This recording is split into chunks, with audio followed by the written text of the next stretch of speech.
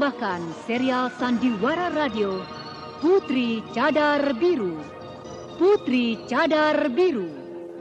Pokoknya kami mau pulang. Pulang. Menunggu apa di sini? Menunggu di pantai? Ya, tuan saja.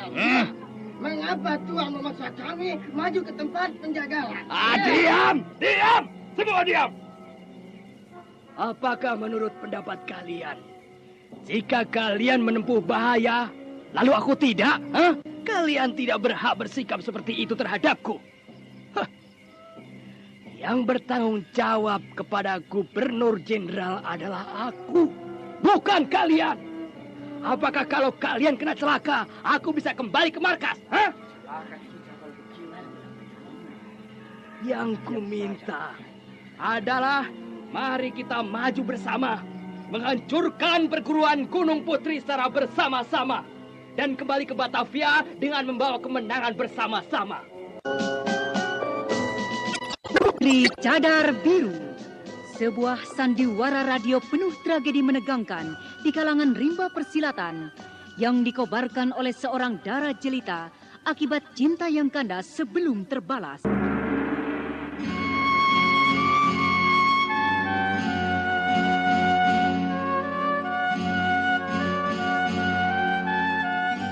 Putri Cadar Biru, sebuah kisah menawan dengan latar belakang liku-liku perjuangan putra-putra Mataram dalam rangka mengusir penjajah Kompeni dari bumi Jayakarta. Kali ini memasuki episode ke-13 dengan judul Badai Melanda Gunung Putri. Naskah karya Suarso Yusi Samsidar, teknik dan montase Ihne Elfriede, musik oleh Frans Harius dengan sutradara Thomas Age.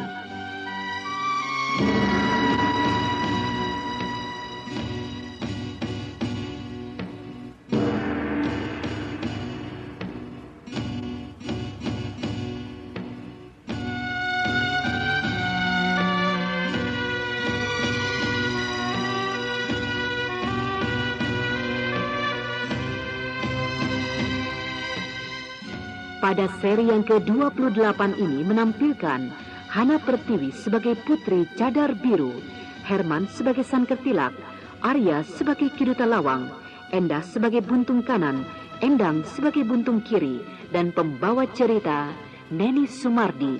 Selamat menikmati.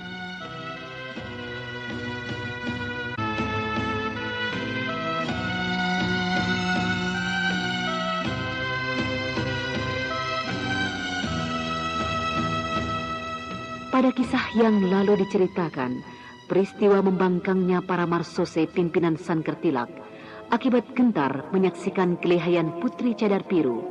Dapatkah Sankertilak memaksa maju marsose yang sudah mandi keringat dingin itu? Putri, tampaknya para marsose itu sukar lagi diajak untuk maju bertempur.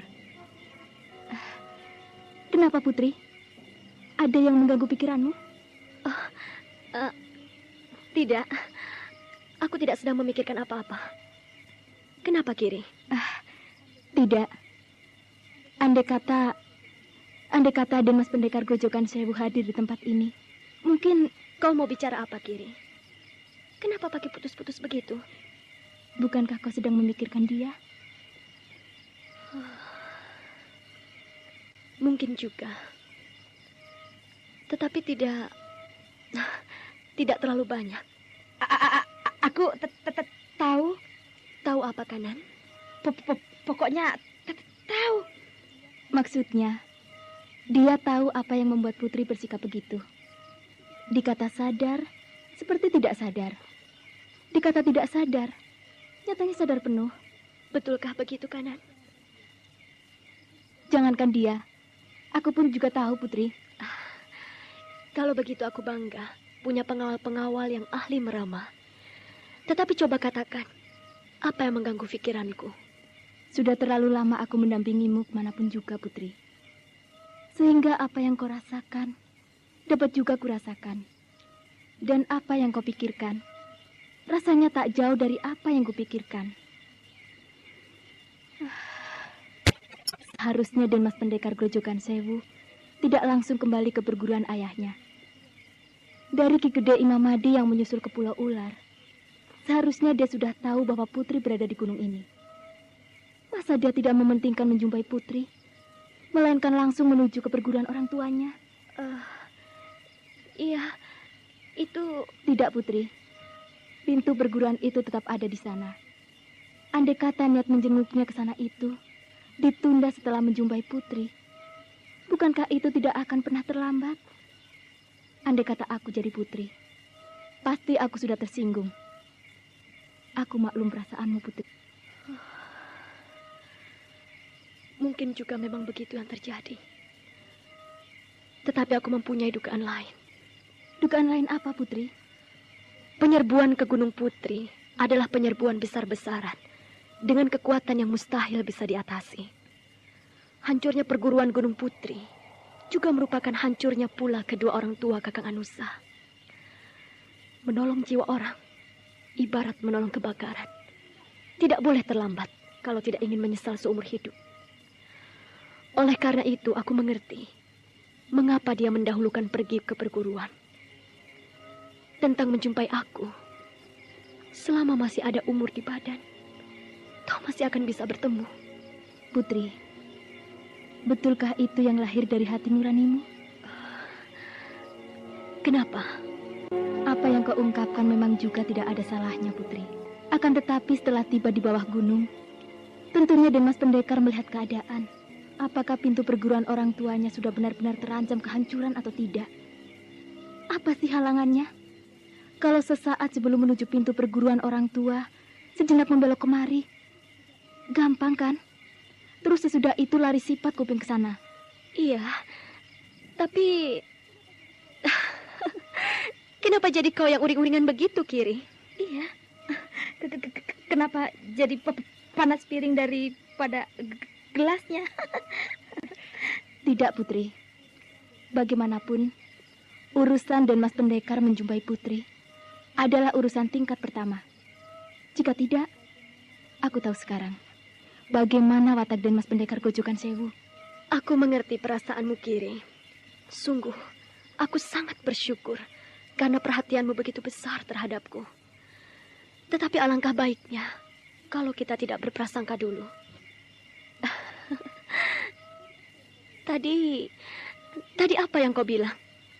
Watak? Bagaimana watak Kakang Anusa? Sejak zaman kapan saja, lelaki selalu mementingkan dirinya sendiri. Sudahlah, Kiri, kanan. Fajar sudah hampir menyingsing. Ayo kita gebah para penyerbu itu agar segera turun gunung. Ayo, Putri. Mari, Putri. Dengan tekad untuk menghindari pertumpahan darah secara besar-besaran, Putri Cadar Biru beserta kedua pengawalnya itu mendekati tempat para marsose itu bertengkar. Pokoknya kami mau pulang. Pulang. Menunggu apa di sini? Menunggu dibantai? Ya, Tuan Sangka. Mengapa Tuan memaksa kami maju ke tempat penjagalan? Diam! Semua diam! Apakah menurut pendapat kalian, jika kalian menempuh bahaya, lalu aku tidak? Kalian tidak berhak bersikap seperti itu terhadapku. Yang bertanggung jawab kepada Gubernur Jenderal adalah aku, bukan kalian. Apakah kalau kalian kena celaka, aku bisa kembali ke markas? Yang ku minta adalah mari kita maju bersama, menghancurkan perguruan Gunung Putri secara bersama-sama, dan kembali ke Batavia dengan membawa kemenangan bersama-sama. Kiranya Paman. Bagus, laksanakan rencanamu. Aku akan mendukung. Bagaimana Paman bisa tahu? Sedangkan rencana itu belum kuucapkan kepada siapapun. Putri, umurku sudah banyak. Tuanya tua sungguhan, bukan tua kecemur. Jika kau mempunyai rencana untuk menghalau para penyerbu tanpa jatuh banyak korban, apa susahnya untuk menebak? Rupanya orang tua ini memasang kuping waktu aku sedang bicara dengan buntung kanan dan kiri. Lalu rencana bagaimana, Paman? Coba Paman katakan. Tidak usah kukatakan. Pokoknya aku tahu.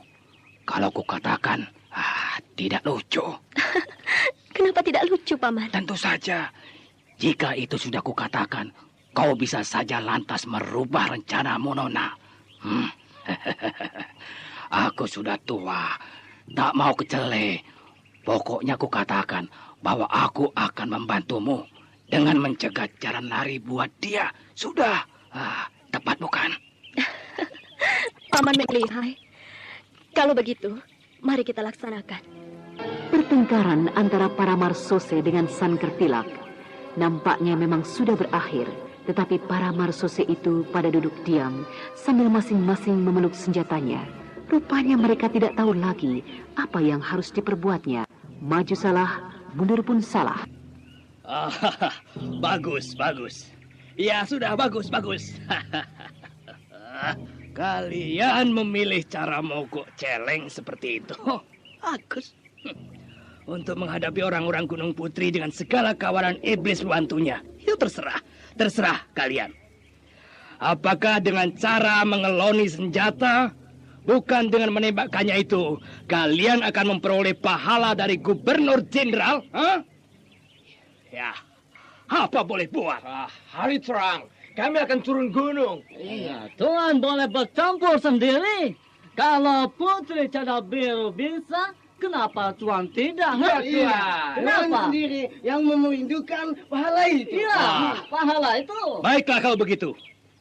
Semua kejadian ini akan kulaporkan. Dan bukan cuma kalian, tetapi juga semua anggota keluarga kalian yang akan menanggung akibatnya. Apa kata Tuan? Apakah menurut kalian Gubernur Jenderal begitu baik hati? Memberikan tempat tinggal kepada anggota keluarga kalian dalam markas secara gratis? Jangan mimpi. Tuan, jangan main gila. Apa Tuan mau menyengsarakan keluarga saya? Bukan aku yang menyengsarakan anggota keluarga kalian, tetapi adalah kalian sendiri. Terserah pada keputusanmu. Tuan, jangan ganggu anak istri saya. Iya, jangan Tuan. Anakku masih kecil-kecil. Betul. Lalu apa mau Tuan? Kukira kalian tak perlu bertanya lagi. Mudah dipikirkan. Maju bertempur dan menang, kalian akan mendapatkan kenaikan pangkat dan upah. Atau mogok celeng. Kemudian kalian masing-masing akan menghuni sebuah sel. Sementara itu, ya, gilirannya akan sampai pada anak istri kalian. Baik Tuan. Baik. Aku akan maju berperang. Tapi jangan ganggu keluarga kami, Ya, Tuan. betul Tuan. Apa harus begini? Nasib kami. Sudah aku katakan. Bukan aku yang akan mengambil tindakan terhadap keluarga kalian, melainkan Gubernur Jenderal. Ya, terserah kalian.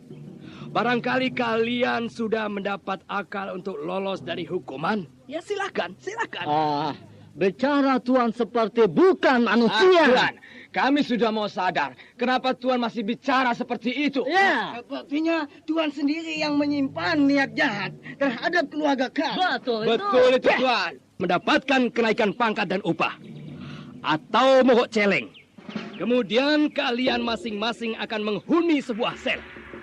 Sementara itu, ya, gilirannya akan sampai pada anak istri kalian. baik Tuan. Baik. Aku akan maju berperang. Tapi jangan ganggu keluarga kami, Ya, Tuan. betul Tuan. Apa harus begini? Nasib kami. Sudah aku katakan. Bukan aku yang akan mengambil tindakan terhadap keluarga kalian, melainkan Gubernur Jenderal. Ya, terserah kalian. Barangkali kalian sudah mendapat akal untuk lolos dari hukuman. Ya silakan. Bicara Tuan seperti bukan manusia. Tuan, kami sudah mau sadar. Kenapa Tuan masih bicara seperti itu? Ya, Sepertinya Tuan sendiri yang menyimpan niat jahat terhadap keluarga kami. Betul itu, Tuan. Mulut bicara sadar, tetapi kalian masih duduk-duduk tenang memeluki senjata. Apa artinya itu, Setiap orang memang mau pahala, tetapi tetapi sedikit orang yang mau bekerja. Jadi kapan kami harus bertindak, Tuan? Kapan, Tuan? Kapan? Tentu saja bulan depan. Bah! Baru saja Pak Marsose bergemas untuk mulai melanjutkan perjalanan, sementara Sang Kertilak sibuk mengawasi mereka, maka dari satu cabang pohon yang rimbun, tampak meluncur turun sesosok bayangan serupa Garuda raksasa warna biru, melayang dan menyambar. Dan sebelum mereka menyadari apa yang akan terjadi, Sang Kertilak merasakan sesuatu yang amat kuat, menekan jalan darah di punggungnya. Aduh, Cadar Biru. Cadar Biru. Sang Kertilak, tidak usah mencoba memberontak. Kau tahu bukan, bahwa dengan cara begini, aku bisa membuatmu lumpuh dan buta. Saudara, para Marsose, aku datang untuk membantu keluarga kalian. Akan ku bikin pemimpinmu ini yang terlebih dahulu melarikan diri dari tugas. Kau, aduh,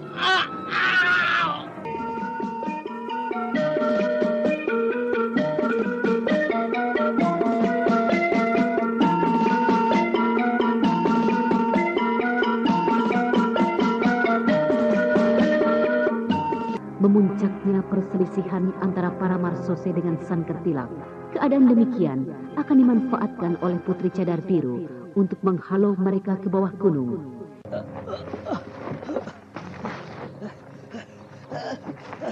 Putri Cadar Biru.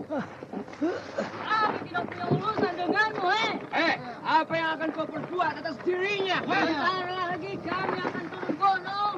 Orang bernama Sang Kertilak ini adalah pemimpin kalian untuk menyerbu perguruan Gunung Putri.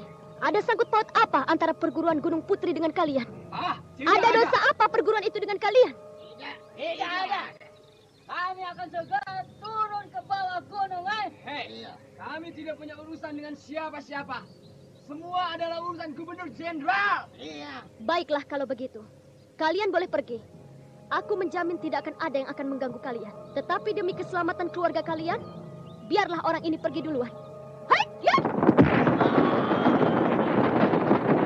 Dengan kecepatan yang sukar dilukiskan, begitu tangan kanannya melepas totokan maut pada punggung Sang Kertilak, tangan kirinya menghantam ke depan. Serupa layang-layang yang putus tali, tubuh Sang Kertilak yang tinggi besar itu terlempar puluhan langkah dengan luka dalam yang tidak mudah disembuhkan. Cadar Biru, terima kasih. Terima kasih atas budi pertolonganmu, Putri. Suatu hari aku akan membalas kebaikanmu itu. Terima kasih, Putri. Terima kasih. Lupakanlah itu. Sebaiknya kalian segera meninggalkan gunung ini sebelum bertemu dengan kedua pengawalku yang galak itu.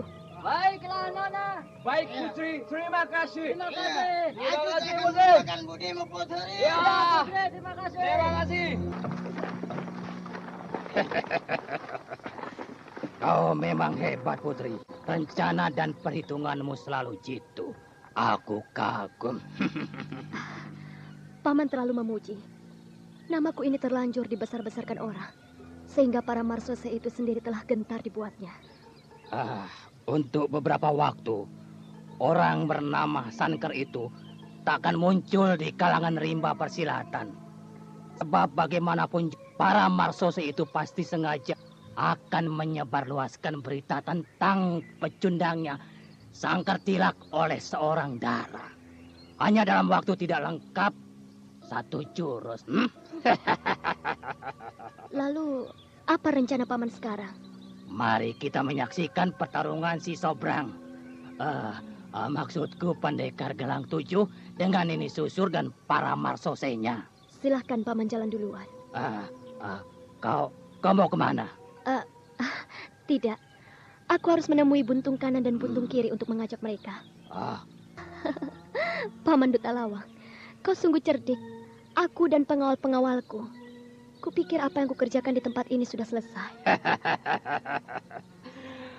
Apakah ada yang tidak beres, Putri? Rasanya tidak pernah kau bersikap seperti ini. Tidak ada apa-apa, Paman. Dalam gebrakan yang menentukan, Paman Pendekar Gelang 7 pasti akan dapat mengalahkan Nini Susur dan orang-orangnya. Lalu menonton pertunjukan yang kita sudah tahu kesudahannya. Mana menarik, Paman? Aku mengerti jalan pikiranmu, Putri. Aku mengerti. Maukah kau Putri, aku menjelaskan tebakanku? Boleh juga, Paman. Kau memang cerdik. Tetapi kali ini, kau akan terpeleset, Paman. Tidak. Putri, boleh ku mulai? Silahkan. Ya, baiklah. Dalam segala hal perbuatan, setiap orang pada umumnya mengharapkan hasil, atau upah, atau buah, ataupun pahala, atau apa saja namanya. Belum lama ini, kau telah berhasil membantu perguruan Gunung Putri untuk mengusir musuh. Pada akhir dari pertarungan semuanya ini, kemenangan pasti ada di pihak kita. Lalu, selanjutnya pasti kita akan pergi menjumpai Ki Ageng Braja. Nah, kau tidak mau pergi ke sana sesudah berbuat kebaikan. Karena khawatir akan diduga mengharapkan pahala dari Kiai Ageng Braja.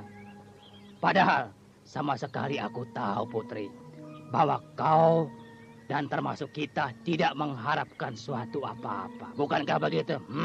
Dalam hal yang satu itu tentang upah, atau hasil, atau pahala, Paman memang tidak salah.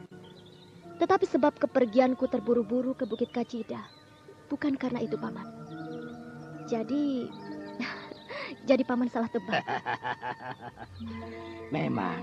Memang di antara makhluk ciptaan Sang Murbeng Alam, yang paling sukar dimengerti adalah makhluk yang bernama wanita. Putri, bagaimanapun juga kita harus menyaksikan pertarungan itu. Siapa tahu kita salah hitung. Dan yang terjadi justru pihak Nini Susur yang berada di atas angin. Baiklah kalau begitu maksudnya. Mari, aku akan mengiring Paman. Ya.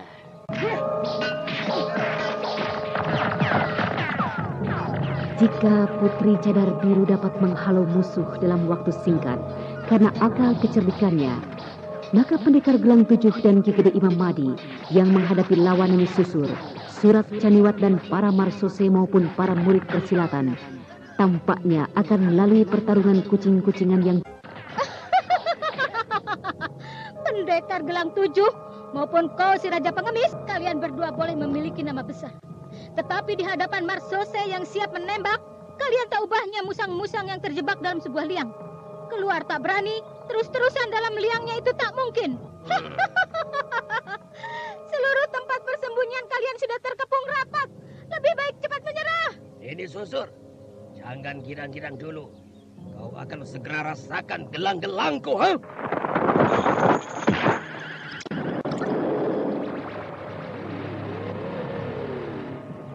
Terdengar bunyi bering sangat nyaring ketika beberapa gelang meluncur cepat di udara, menyambar ke arah Nini Susur dan para marsose. Berbarengan dengan itu, terdengar beberapa kali tembakan dan para marsose berloncatan, pindah dari tempatnya dengan menyeruk antara semak-semak. Dering gelang-gelang itu memutar dan berhenti di tempat lain di tangan majikannya yang memang sudah berpindah tempat.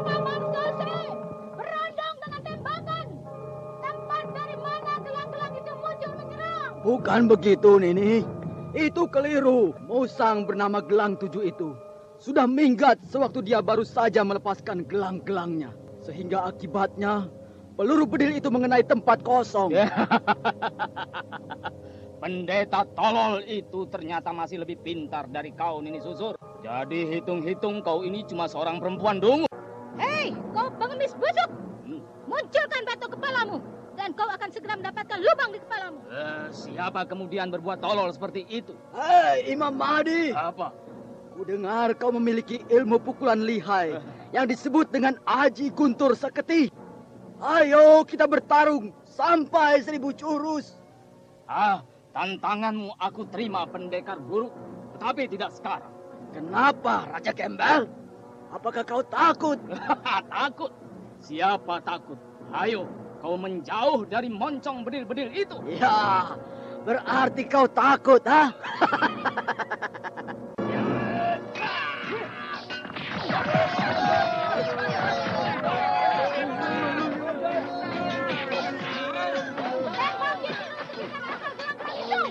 Akhirnya dia akan terkena dan kita tinggal seret pakainya.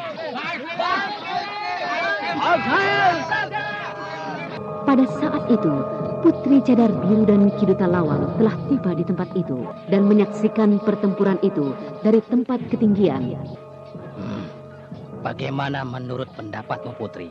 Kedua sahabat itu nampaknya memang benar-benar telah menjadi musang yang terjebak dalam sebuah liang.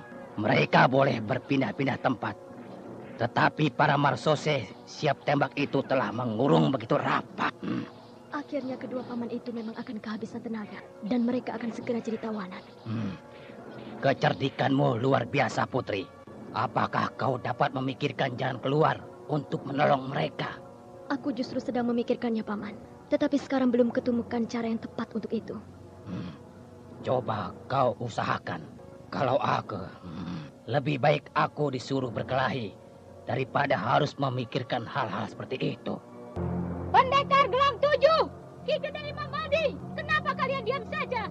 Apakah kau sudah mau menyerah? Ya, Pendekar Gelang 7. Dan kau Raja Jembel, ataukah kalian sudah kehabisan akal dan menyembunyikan kepalamu seperti kura-kura? Kalau paman Gelang 7 maupun Ki Gede Imam Mahdi mau menjawab ejekan itu, berarti mereka sangat tolol. Kenapa, Putri? Asal suara mereka itulah yang akan dijadikan sasaran tembakan. Oh iya. Kenapa aku begitu tolol? Putri, apakah kau sudah dapatkan suatu daya untuk menyelamatkan mereka? Iya. Dalam pertarungan yang menentukan, kadang-kadang orang tidak hanya mengandalkan kelihayan atau ketangguhan ilmu silatnya belaka, tetapi juga perlu kecerdikan. Kenapa paman Gelang 7 hanya menyerang marsose itu saja, sedangkan mereka bisa bergerak, bersembunyi, dan berlindung dari gegelangnya yang lihai? Di sekitar itu banyak benda-benda yang dapat membantunya. Misalkan saja batang-batang pohon itu. Putri, terima kasih atas petunjukmu. Apakah kau sudah gila, Pendekar Gelang 7? Tembak! Tembaki asal suaranya! Ini Susur, kau akan segera mengetahui. Ada rencana busuk apa orang itu, Nini? Tadi dia ada menyebut-nyebut nama Putri Cadar Biru. Apakah iblis hina itu ada muncul juga di sekitar tempat ini? Kita harus lebih waspada, Nini. Siluman itu pun harus segera ditembak apabila berani memunculkan diri. Paling-paling mereka bermaksud menggertak. Nini, awas! Semua awas!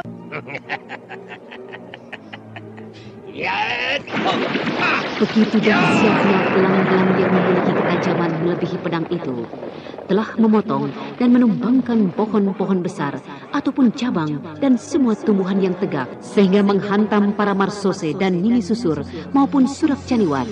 Segera para penyerbu itu menjadi kalut. Kepungan terpecah karena para marsose itu melarikan diri ke bawah gunung menyelamatkan diri. Sebagian lagi terbunuh tertimpa pohon dan cabang kayu besar. Nini Susur dan Surak Caniwat sendiri tak mampu lagi mengendalikan keadaan. Dengan kejadian ini, maka pupuslah sudah kekuatan para penyerbu yang akan menghancurkan perguruan Gunung Putri. Kecerdikanmu memang luar biasa, Putri. Sungguh tidak pernah terpikirkan olehku bahwa pohon-pohon yang dijadikan tempat berlindung para marsose dari ancaman gelangku ternyata dapat berbalik membantu aku. Putri, terima kasih atas saranmu itu. Putri, di mana kau? Kenapa kau tidak menjawab, ha? Kau bicara dengan siapa, Sobrang? Mana dia? Bukankah Putri Cadar Biru ada bersamamu, Sobat Duta Lawang? Memang benar, tadi bersamaku. Dia datang ke sini. Tetapi sekarang entah kemana. Aku sendiri begini tolol. Tak mampu melihat waktu dia meninggalkan tempatnya berdiri di sampingku. Darah itu begitu lihai. Lihai ilmu kepandaiannya. Dan lihai akal pikirannya. Pria-pria semacam Sobrang saja putus olehnya. Diri sendiri yang tolol. Kenapa jadi aku dijadikan perbandingan? Atau barangkali Sobat Imam Mahdi mengetahui biasanya gadis itu lebih suka bicara dengannya. Ya, memang tidak salah. Iya. Ia telah pamitan padaku. Pagi temaram telah marak di muka bumi. ketika tiga tokoh usia baya itu meninggalkan pinggang gunung, di mana sesaat yang lalu terjadi pertarungan antara hidup dan mati. Mereka mendaki bukit untuk menuju pintu perguruan Gunung Putri, di mana Kiai Ageng Braja bersama putranya tengah menanti dengan jantung yang selalu berdebar. Sejak semula memang aku sudah tahu bahwa Putri Cadar Biru tak mau pergi lagi ke perguruan Gunung Putri. Tetapi aku tak tahu mengapa. Cuma alasannya ada kepentingan di Bukit Kacida yang harus dilakukannya bersama buntung kanan dan buntung kiri, kedua pengawal terpercayanya itu. Apakah kira-kira kau tahu sebabnya, Sobat Pengemis? Seharusnya kau, Sobat, yang menjelaskan hal itu. Bukankah kau beberapa lama ada bersamanya? Ya, tapi bukankah dia pamitan juga kepadamu? Tidak kepadaku atau kepada Sobat Sobrang? Ya, pamitan memang benar. Tetapi urusan yang sifatnya sangat pribadi, mungkinkah dia bicara kepada pengemis kotor seperti aku? Kalau anak Anusa benar-benar tidak segera melamar dan menyunting darah itu, kukatakan bahwa dia adalah pemuda paling dungu di kolong langit itu. Tunggu. Aku pernah menebaknya bahwa Putri Cadar Biru keberatan datang ke Gunung Putri sekarang karena khawatir diduga akan menagih pahala kepada Kiai Ageng atas bantuannya mengusir musuh. Tetapi dia menyangkal. Kau pikir Putri Cadar Biru itu manusia macam apa, nelayan tua? Ya, tetapi soal dia tergesa-gesa pergi ke Bukit Kacida untuk suatu kepentingan, aku yakin itu hanya dalih untuk tidak datang ke perguruan Gunung Putri. Kalau begitu, kau tahu apa sebabnya, Sobat? Mengapa tidak segera menjelaskan kepada kami? Untuk urusan seperti itu saja, mengapa kau begitu pelit? Dasar, biasanya minta-minta, sekarang harus memberi. Syukurlah kau sudah tahu. Itu dia. Anusa Gelang sedang menunggu di depan gerbang. Menurut kalian, siapakah yang paling ditunggunya? Benar saja, Anusa Gelang tengah berharap-harap cemas menunggu di depan gerbang pintu perguruan. Ia mondar-mandir di dekat gerbang itu dan angan-angannya melantur entah kemana, hingga kehadiran tiga jago tua itu tidak disadarinya sama sekali. Apa yang kau lakukan di sini? Waduh, para paman kiranya. Selamat datang Paman Pendekar, Paman Duta Lawang, dan Kakang Imamadi. Mari. Ayah telah menunggu di Geraha Temu Wicara. Kenapa kau tampak kecewa, anak Anusa? Tidak, Paman. Aku justru gembira sekali. Para paman selamat dan berhasil menghalau musuh. Musuh yang ada di pinggang gunung, para Marsose dan Nini Susur, maupun jago-jago murahan itu, memang sudah dapat kami halau. Tetapi apakah kau juga sanggup menghalau kekacauan dalam hatimu sendiri, bocah? Paman, mana ada musuh yang mengacau dalam hatiku? Aku, Mengapa kau tidak menanyakan di mana Putri Cadar Biru? Kau malu, ha?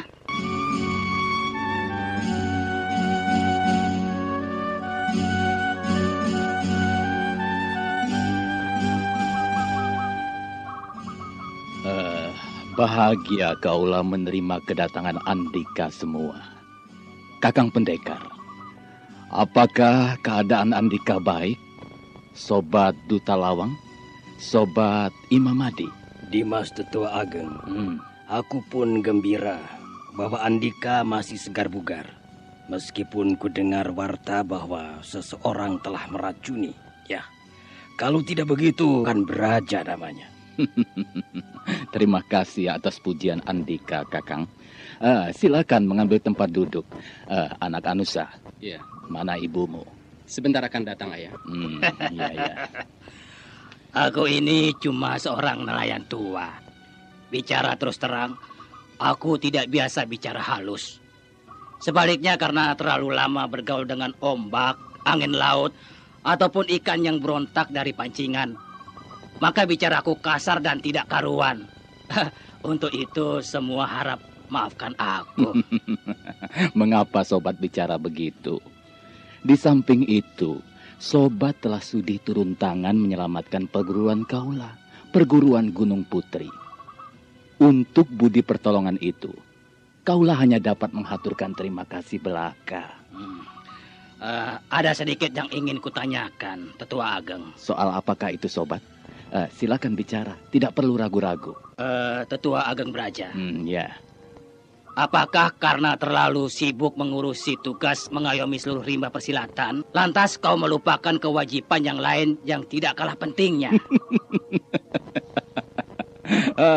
Memang karena kurang jeli, tidak sedikit urusan yang penting. Semua terlewatkan oleh kaulah.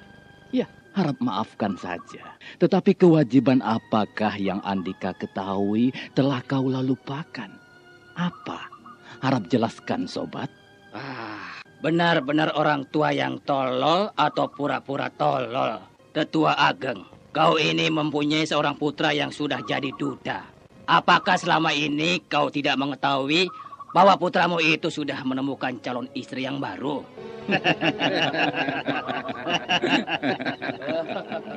Memang benar, Sobat Duta Lawang. Suamiku ini rambutnya jadi putih semua karena memikir dunia rimba persilatan. Waktunya habis untuk memikirkan istri dan anaknya. Baiklah. Aku memang salah. Tetapi Kakang Sobrang, Sobat Imam Mahdi, kemana Putri Cadar Biru? Kaulah belum sempat menyampaikan rasa syukur atas bantuan pertolongannya terhadap perguruan ini. Ucapan terima kasih itu kupikir tidak begitu perlu, Tetua Agung. Barangkali putramu itu lebih baik diajak melamar darah lembah cacat itu. Ya. Dan Mas Tetua Ageng, dari hasil pembicaraan Putri Cadar Biru waktu berpamitan kepada kaulah, dapatlah kaulah simpulkan bahwa memang dia agak menyesalkan sesuatu hal. Hal apakah itu, sobat? Memangnya ada apakah, Kakang? Seharusnya Dimas menjumpai dia, meskipun sejenak. Kakang, apakah Kakang tidak menjelaskan kepadanya bahwa aku segera mendaki puncak ke perguruan untuk menjaga ayah dan ibu dari kemungkinan merembesnya para penyerbu? Ya, sudah kujelaskan, Dimas. Aku memang paling bingung menghadapi wanita. Tentu saja dia marah. Kalau aku jadi Putri Cadar Biru, tentu marahku tak akan habis dalam sepekan. Coba saja kau pikir, anak Anusa. Sebelum kau meninggalkan tempat pertarungan, bukankah kau sudah bisa melihat keadaan? Apakah orang tuamu itu perlu buru-buru dijaga atau tidak? Mestinya sudah dapat dilihat saat itu. Atau setidaknya sambil pergi ke sini sesaat kau bisa menjumpainya. Dasar. Di antara hal-hal yang dapat kau warisi dari ayahmu, suatu hal sikap tolol itu yang sangat menyolok diwarisi olehmu.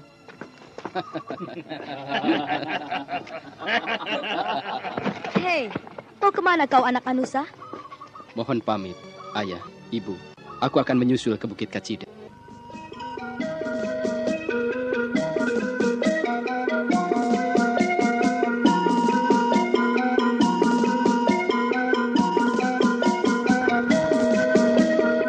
Saudara pendengar, dengan keberangkatan Anusa Gelang ke Bukit Kacida itu, maka berakhirlah sudah episode Badai Melanda Gunung Putri.